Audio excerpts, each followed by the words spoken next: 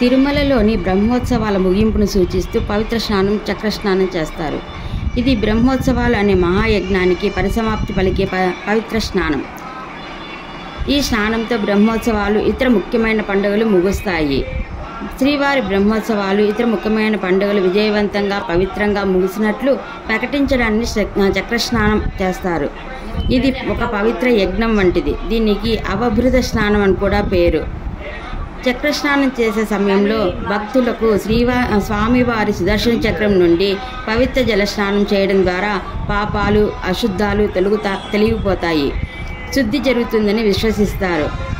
బ్రహ్మోత్సవాలలో 9 రోజుల తర్వాత చక్రస్నానం అనేది తిరుమల కొలను లేదా పుష్కరంలో చేస్తారు. ఈ ఉత్సవంలో శ్రీకృష్ణుడు స్వామివారి సుదర్శన చక్రానికి పుష్పాలతో అలంకరించి కొలను నీటిలో ఉంచి పవిత్ర స్నానం చేయిస్తారు.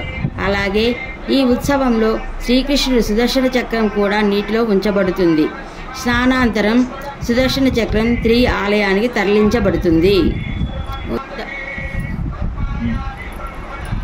శ్రీనివాస గోవింద, శ్రీ వెంకటేశ గోవింద, భక్తవత్సల గోవింద, భాగవత ప్రియ గోవింద, నిత్య నిర్మల గోవింద, నీలమేఘశ్యామ గోవింద, పురాణ పురుష గోవింద, పుండరీకాక్ష గోవింద, గోవింద హరి గోవింద, గోకుల నందన గోవింద, నందనందన గోవింద, నవనీత చోర గోవింద, పశుపాలక కృష్ణ గోవింద, పాప విమోచన గోవింద, దుష్ట సంహార గోవింద, దుర్త నివారణ గోవింద, శిష్ట పరిపాలక గోవింద, కష్ట నివారక గోవింద, గోవింద హరి గోవింద, గోకుల నందన గోవింద, రత్న కిరీట గోవింద, రామానుజత గోవింద, స్వయం ప్రకాశ గోవింద, ఆశ్తపక్ష గోవింద, నిత్య శుభద గోవింద, నిఖిల్ లోకేశ గోవింద, ఆనందరూప గోవింద, ఆద్యంతరహిత గోవింద, ఇహపరదాక గోవింద, పద్మదలాక్ష గోవింద, తిరుమల నివాస గోవింద, తులసీవనమాల గోవింద, శేషశయన గోవింద, శేషాద్రిలయ గోవింద, శ్రీనివాస గోవింద, శ్రీ వెంకటేశ గోవింద,